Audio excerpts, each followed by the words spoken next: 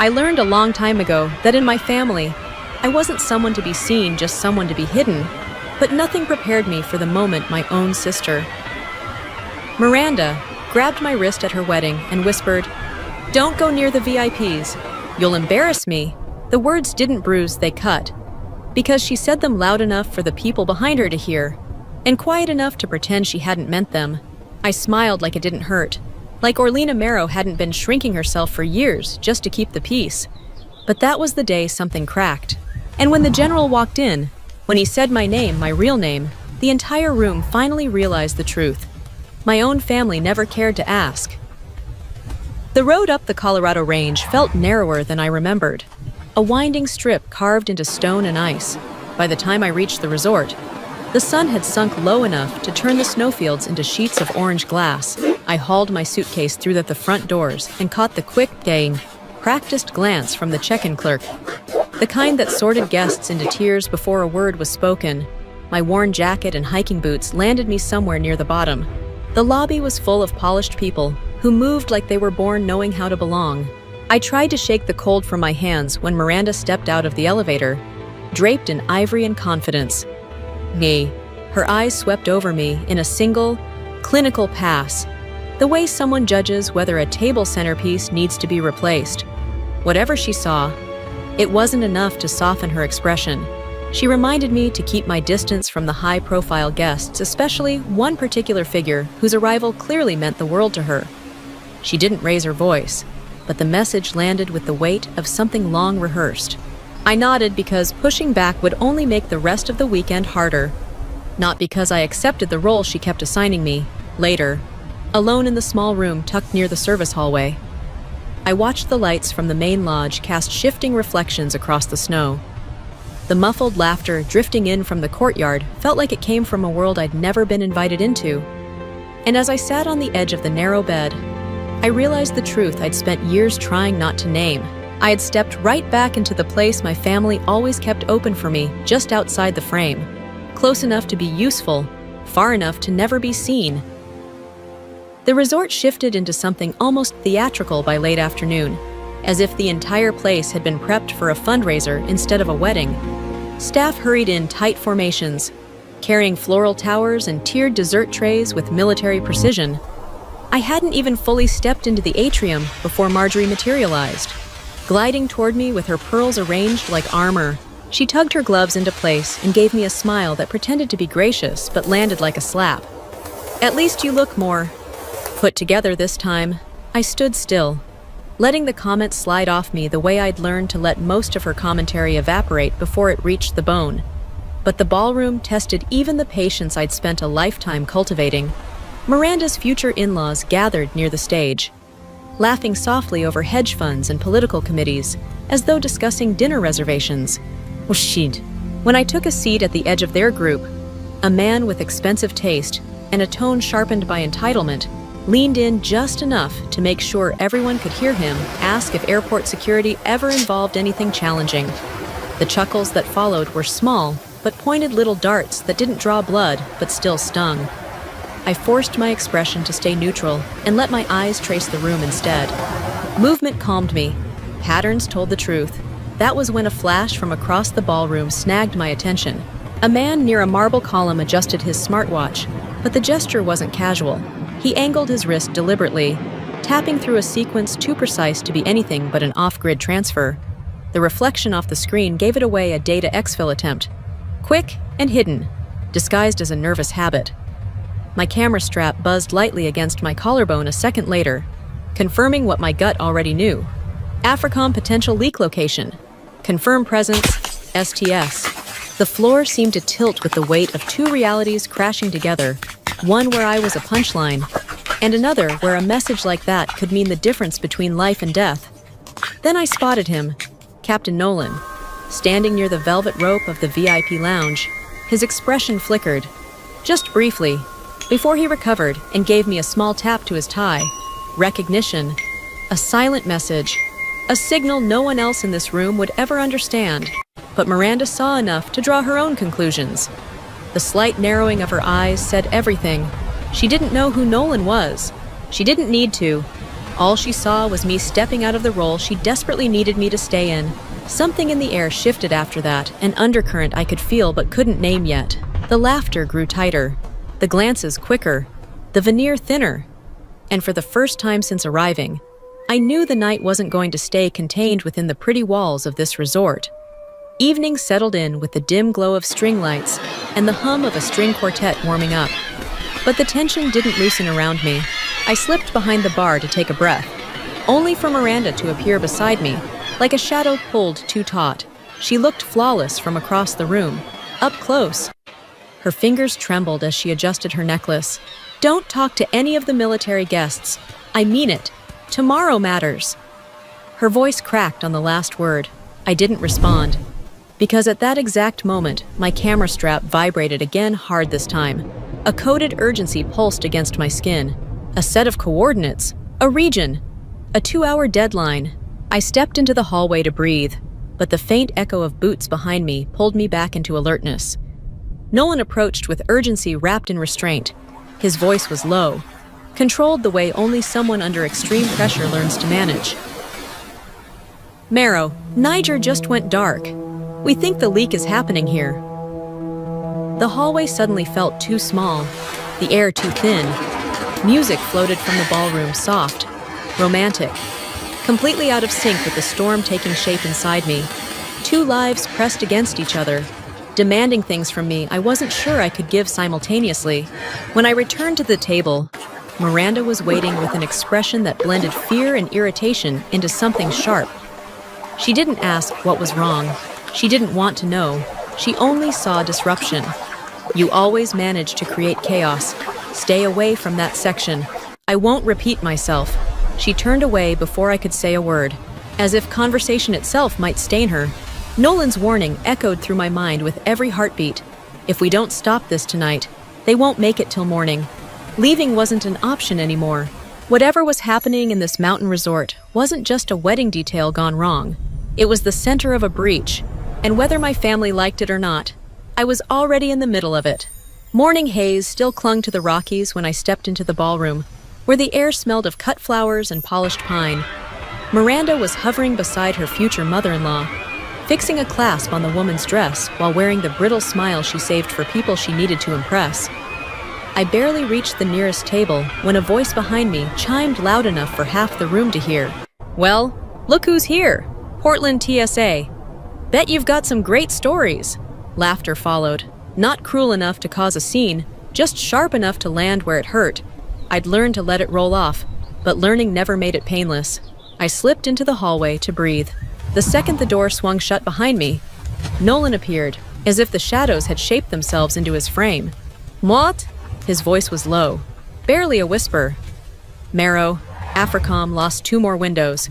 Niger's bleeding out fast. If this leak completes, they won't make it through the night." Cold stung my fingers as I tightened them around my camera strap. I didn't have time to respond because a flash of light burst from the gift room. A single, unnatural pulse. A faint electronic tremor hummed through the air. So subtle, most people would never register it. Someone was running a transmitter inside. I moved toward the door, but Miranda burst out from the ballroom and seized my arm, her face taut with embarrassment. "What are you doing? They're checking that room for some signal. People are wondering if you touched something you shouldn't have." Her tone wavered more with fear of judgment than fear of danger. Before I could answer, a resort employee rushed across the lobby, announcing that a high-ranking military guest might arrive earlier than expected. A general? Miranda blanched. I stayed still. She had no idea that the man they were preparing for wasn't a stranger to me at all. Pressure swelled in my chest, tightening with every passing second. Niger's chances were slipping. The people laughing inside the ballroom had no idea a countdown was ticking beneath their celebrations. By mid-afternoon, the resort vibrated with quiet unrest. Security doubled their patrols, radios hissed more frequently, and the lobby lights flicked on before the sun had even begun to set. Someone whispered that the important guest would arrive any moment. Miranda dragged me into the corridor behind the kitchen, her heels snapping sharply against the tile. "Please, don't let anyone important talk to you. If they learn what you do, they'll think we're small." Her words cut deeper than she meant them to. Before I could speak, My camera strap jolted hard against my shoulder. A red alert. Data leak confirmed main hall proximity. Immediate action needed. My pulse slammed in my throat. I scanned the hall and found the same businessman from last night, crouched near the champagne crates. His hand disappearing behind the wood. Nolan emerged from the opposite end. His voice was barely audible. Signals coming from inside a champagne barrel. If he pushes the final packet, Niger's finished. I stepped toward the display, but Miranda blocked my path. Panic blooming across her face. Stay away from the VIPs. You're drawing attention. Don't ruin this day for me. It wasn't a warning. It was an exile. I stepped back. Nolan's gaze flickered with something like pity. I hated that almost as much as the situation. The hallway lights flickered overhead. The resort radio crackled. General Hawthorne is on site.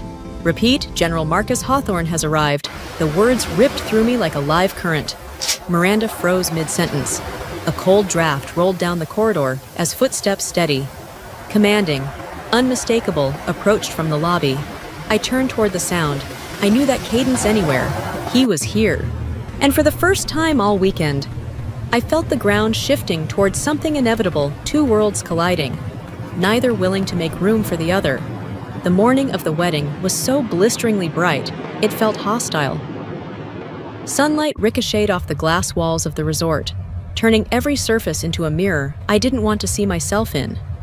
Inside, the atmosphere tightened with movement, staff rushing past with armfuls of linens, radios snapping with instructions, whispers about the arriving VIP layering over one another like static. I slipped into the side ballroom to help with last-minute arrangements. Though Miranda barely acknowledged me, she didn't want help. She wanted no trace of me in her curated world. I set a crate of flowers down just as a woman from her fiancé's family called across the room that I needed to step out of the shot. She said it politely, but the word clean hung in the air like she was scraping something off her shoe. I moved back into the shadowed corner, but the strap at my neck vibrated a sharp, repetitive pulse. The signal matched what I'd picked up the night before. The leak was active. I turned toward the champagne display. The same wooden barrel sat beneath a white draped table, but this time a faint green LED glowed through the sliver under the lid. Someone had restarted the device. Before I could get closer, a resort security officer approached, suspicion written across his face. Someone had clearly complained about me. I handed over my badge, but he barely glanced at it before Miranda rushed in. Her voice pitched with panic as she insisted I shouldn't linger near anything important. The whole room seemed to pivot toward us, eyes narrowing in judgment. I stepped back. Just one step, but it was enough to reinforce every assumption they'd already made about me. Nolan appeared in the doorway the next moment. Tension carved along his jaw. His voice was tight. Marrow. Leak escalated. We've got 30 minutes. 30 minutes for Niger. 30 minutes before a recon unit halfway across the world lost whatever chance it had left. My device pinged again. Extreme priority. Confirm the transmitter before 14:20. The ceremony would start at 14:30. I began moving toward the barrels, but Miranda grabbed my wrist, her face blotched with humiliation. She demanded to know why I couldn't just stay still, blend in, act normal. The answer sat heavy in my chest if I stayed still. Men on another continent would die, and then movement at the entrance. A silhouette stepped inside, tall, measured, familiar down to the weight of each footfall. General Hawthorne had arrived, and he was heading straight toward the ballroom. The afternoon thickened like a storm cloud pressing low.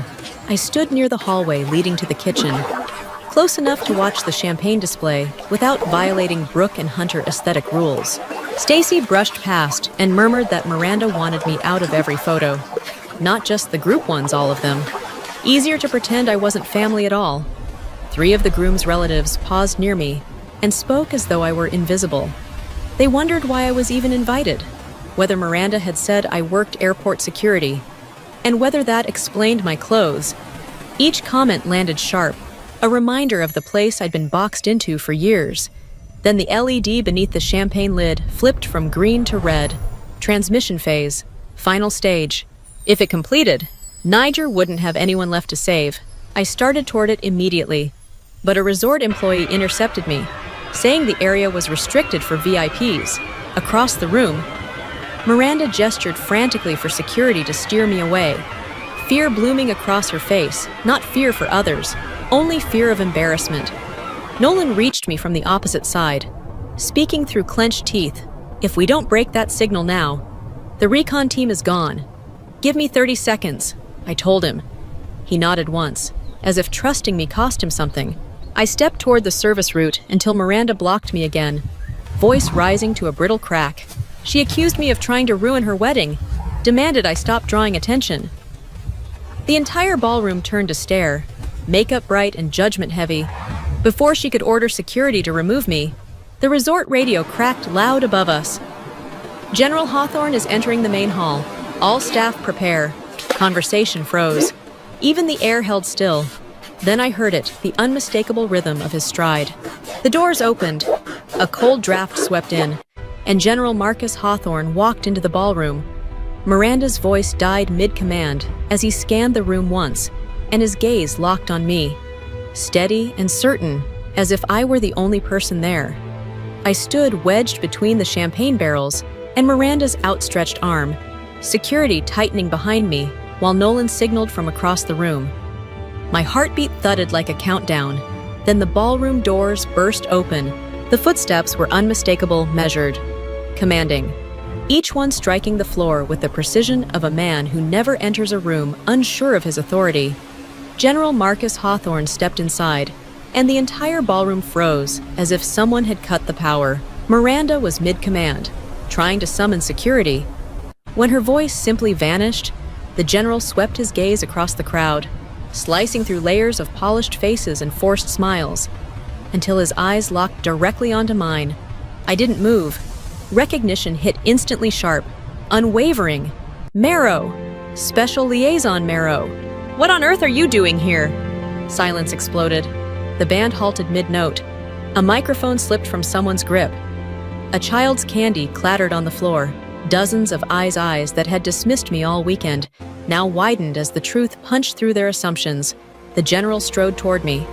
Miranda instinctively stepped aside. He extended his hand in the firm, battlefield way, reserved for people he trusted with lives. "If she's here, this is her call. No one touches Marrow without my approval." Shock rippled through the room. He leaned in close. "We traced the leak. It's here!" "Isn't it?" I nodded. "Then let's shut it down." The moment the general confirmed his authority, security stepped aside, creating a clear line straight to the champagne barrels. He moved with purpose beside me. Nolan just behind us, the three of us slipping into a formation that felt muscle-deep and familiar. The red LED inside the wooden crate blinked faster final transmission stage. "Mundi, no margin left." The general's voice carried enough weight to steady the room. "Marrow, you take the lead." There was no time to absorb how those words landed. I crouched beside the barrel, sliding my hand along the inner seam until the faint vibration of the transmitter buzzed against my fingertips. I felt the clock ticking through the wood. "Block the feed," I told Nolan. He activated the jammer. While the general shifted his stance, shielding me from every angle, I pulled the transmitter free, a tiny matte black sliver, deceptively harmless. The screen showed coordinates, a recon unit in Niger marked with chilling precision. One completed upload, and they'd be dead before nightfall. I keyed in the override. The red light died. A hush fell, as if the room exhaled at once. Security detained the businessman lingering nearby. His excuses faltered when Nolan presented the evidence. "Stand down. Marrow, leak is neutralized." I rose to a wall of stunned faces, politicians, donors, relatives who'd never looked at me twice. Miranda's voice shook. "Who are you?" My stepmother clutched her chest. "Why didn't you ever say I met their eyes? No one ever wanted to know." The general turned to them, voice firm. "She saved 44 of my operators last fall, and she may have saved another team today." Silence swallowed the ballroom whole. By evening, once the leak had been handed off to the federal team, I returned to my room. No one from my family approached me. Miranda's in-laws hovered near a stone column, avoiding eye contact. Miranda herself stood off to the side, eyes red, hands clasped tightly as if holding herself together was its own battle. In the quiet hallway, the general crossed paths with me. He rested a steady hand on my shoulder, his voice low. "You did good. Marrow, if you want advancement, I can put your name in for the Pentagon program." I nodded. A simple thank you all I could offer. No dramatics, no tears, just the clean weight of respect. I packed my things, walked through the lobby with dust from the service hall still clinging to my shoes. No one asked for a photo. No one tried to stop me. Outside, cold mountain wind swept over the resort as the federal car pulled up. Snowlight shimmered across the grounds when my phone buzzed. A message from Miranda. "Can we talk? I want to understand." I stared at it for a long moment, feeling the ache of all the years I had waited for that kind of question. Tonight, it wasn't offered out of recognition, only fear of what she'd ignored. I opened the message and hit archive, leaning my head against the window as the engine started. I let out a slow breath. They told me to stay away from the VIPs, but what I really needed was to stay away from the people who never saw me at all.